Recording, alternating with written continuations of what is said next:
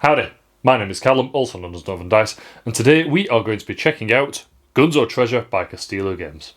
This is a 2 to 6 player push your luck, edge your bets card game where you play as pirates, loading your ship up with guns or treasure and fighting it out to get the most treasure by the end of the game.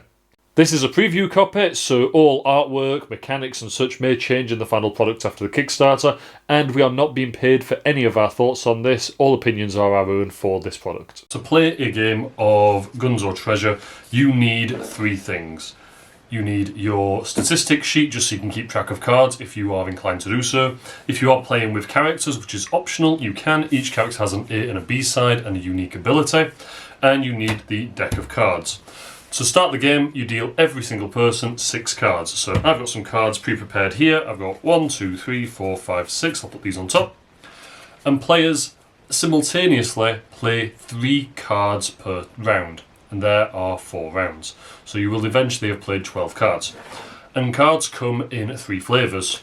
You have gun cards, you have treasure cards, and you have bomb cards. And all cards are double-sided with the exact same back, with the idea being that as you lay cards, you lay the front, I think it's the bow, or the stern, of the ship face up for everyone to see, and then subsequent cards would go face down so that you cannot see what's inside. There is no cap to the number of ships that you can produce, there is no cap to the length of a ship you can produce, but the bigger the ship, the more powerful or valuable it might be, the smaller the ship, the less powerful or valuable it might be.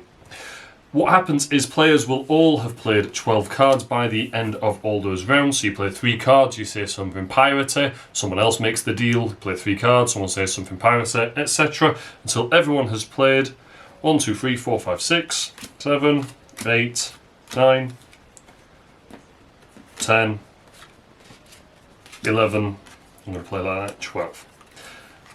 Now, after you've played 12 cards, the first thing you do is check if there are any incomplete ships, and we've got 1, which means that we would just discard that card. And the reason for that is because it is entirely landlocked, you cannot sail on a ship that is not complete. And then after that, starting with the player who has got the most visible treasure on show at the front of their ship, so we've got 5, so we'll say that we're first player, players take it in turns to choose a ship to attack another player's ship. So you might say, I'm going to use this ship and I'm going to attack this player's this ship, and at that point players would then compare the amount of guns they've got. So this player only had 5 guns but they've got 7 treasure. This player had 3 guns but they had 12 treasure. This player clearly wins, so what happens is all gun cards would get discarded and that player would take all of that treasure away. Now, during the first round of every player's first turn, everybody has to attack, that's non-negotiable. But the moment it is your second turn to choose whether to attack, you can instead choose to retreat. And at that point, you would then take the cards in one of your ships away, claim the treasure and discard everything else. The only difference with that is when you've got a bomb. And the reason for that is because if you attack with a bomb, what happens is both your ship and the opponent's ships are entirely destroyed and nobody gets anything. The benefit to that is that if you use that ship as a very small one, you can use it as a gambit to either have a lot of treasure and nobody will attack it so you can retreat it, or you can use it to take out someone else's massive ship. On the flip side, you can have it as that double-edged sword of I'll just stick it in my treasure ship, knowing full well that if someone attacks it, at least nobody gets it, and if nobody does attack it, I can retreat it. And that is a very brief overview of how to play Guns or Treasure. Guns or Treasure is a game that I have played a lot. And I mean a lot. I intended to play this around 5, 6, 7 times to ensure that I got my full thoughts together, understood the mechanics and could get the preview video fully done. But by the end of actually my investigation into how it played, I think I'd played it 20 times. And it's because everyone I played it with loved it so much. And that's me being incredibly blunt and on the nose on the reception I got from this game. I introduced it to my class as a teacher. I thought that it'd be quite nice because this is a game for 8+. My class were of that age. To introduce them to it coming towards summer and honestly just to get them playing games beyond Cluedo and Monopoly.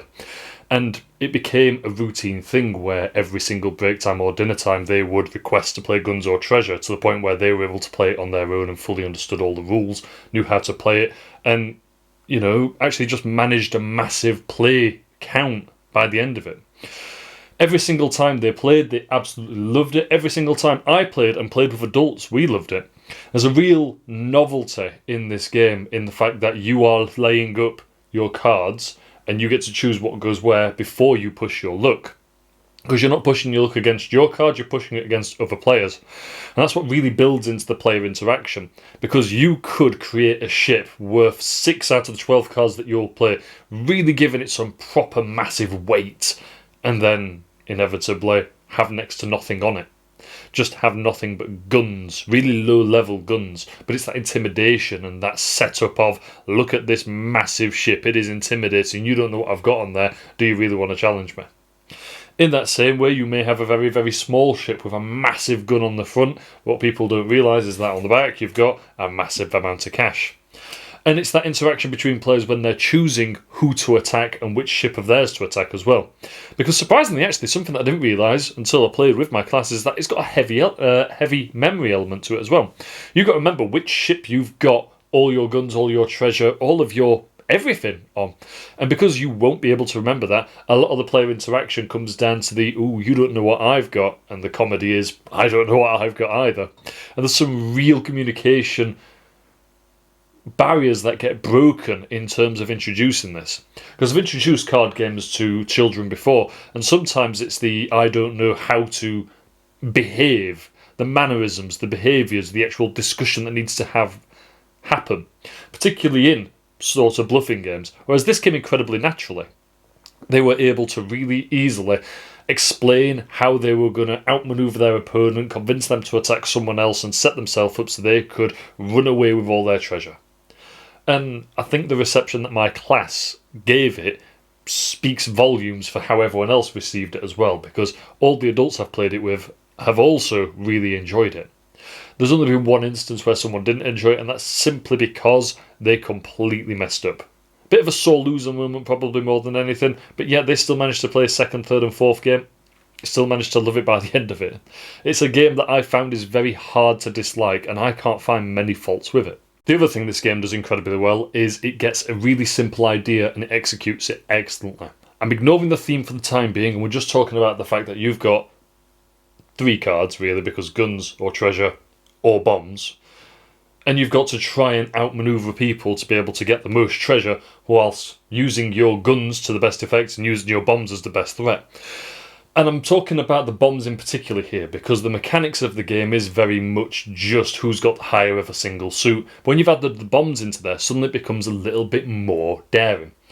What I found was that when we played it without the bombs, people were very much, I've got a big ship and I know I've got lots of guns on it, so I'm going to win.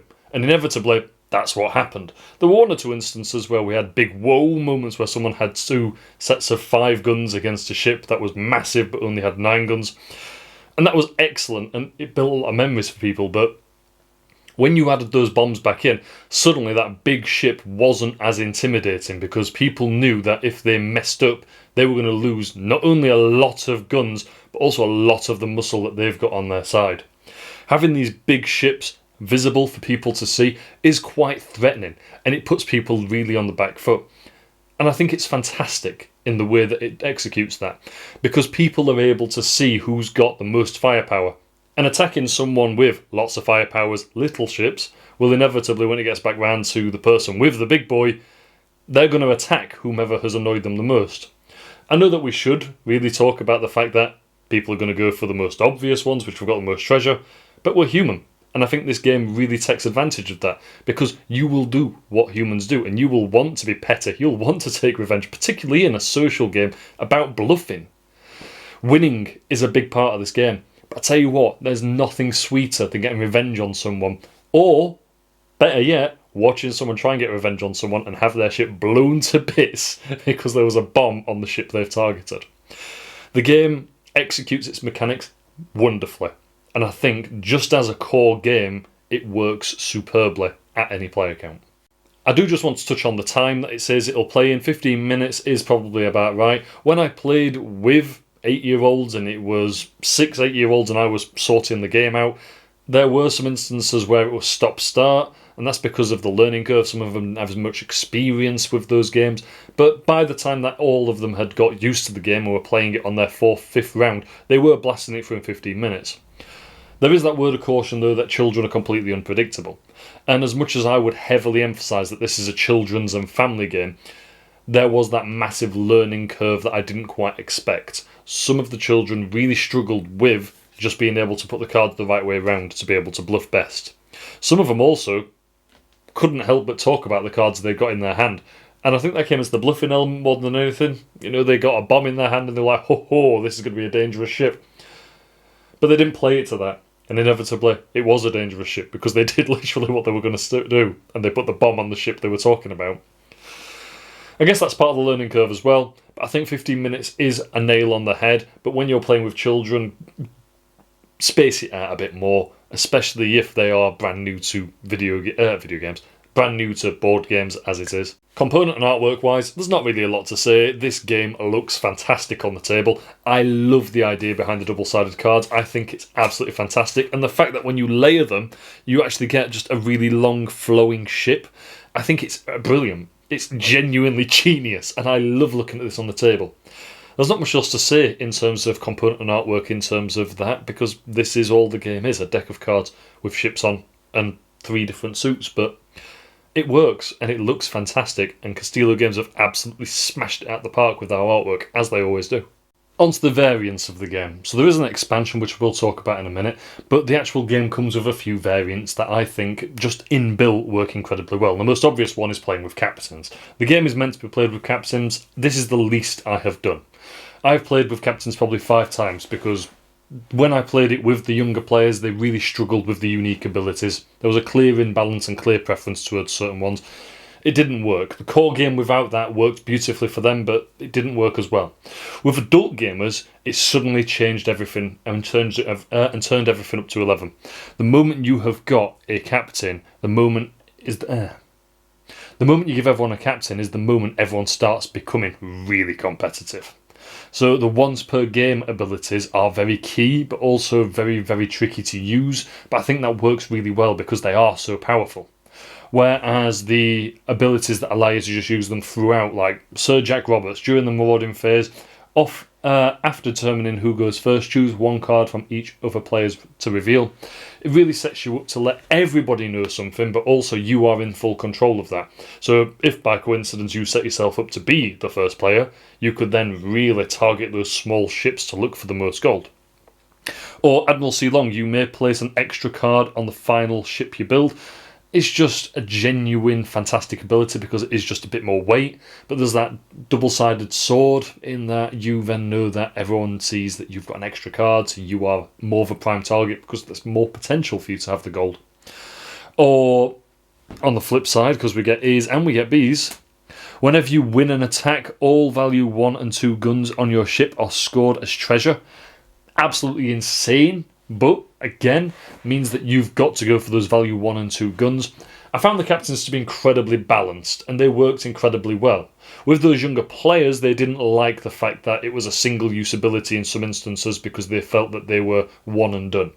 Whereas the constant abilities, for some reason, they saw them as fantastic, even though sometimes they're a little bit weaker or give everyone an advantage. I don't know. Maybe that's just how children work. The actual inbuilt variants, I really like the Spanish Armada one, the drawing 3 cards at the end. I thought that was really, really cool, and it really fit into the actual piracy theme of the game. There's no end of replayability, in my opinion, for this game, and it's not because it's different every single time. I mean, it is if you're playing with the captains and you're choosing variants, but it's because of how players interact and how that discussion evolves as gameplay goes on. I think that is the real winner in terms of the replayability here and the variability. And now for the expansion. So we got sent a mini expansion inside of this game, and it adds extra cards for more player count. I think you can play up to 10. We managed to play up to 8. And it adds in parrots and monkeys. A really, really simple set. Monkeys are worth -5 coins, whereas parrots duplicate the card below, above them at the top of the ship, the one that's visible, or if they are the top of the ship, what happens is they will instead copy the next card down. It makes everything a little bit more dynamic. It doesn't break the game, but it is one where I found that when we played it with this expansion, we struggled to play it without the expansion, because it gave that little bit more weight as adults to get your teeth into. This game as a core game is fantastic for children. This game with the captains is fantastic for families, but you add in these extra little bits of card, these parrots and these monkeys, then you're really going for a really competitive 15-minute blast between a large group of people, which is why I think this almost borderlines on a really big group of gamer come almost, I dare say, party-esque. Not, drinks and shouting and knowledge games, but a large gathering, lots of comedy, lots of competition game.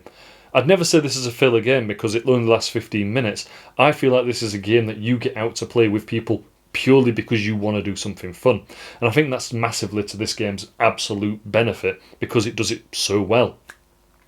One last thing, I don't know whether this is beneficial to anybody. The game comes with statistics cards to let you know the percentages of what card is going to come out. I played a game with a group and one of the gamers was obsessed with this. The percentages were everything. He was going full Rain Man in terms of trying to determine whose ship probably had what based on what he'd seen. It was really hard to try and explain to him that there was no way he could remember every single card, but he stuck to it.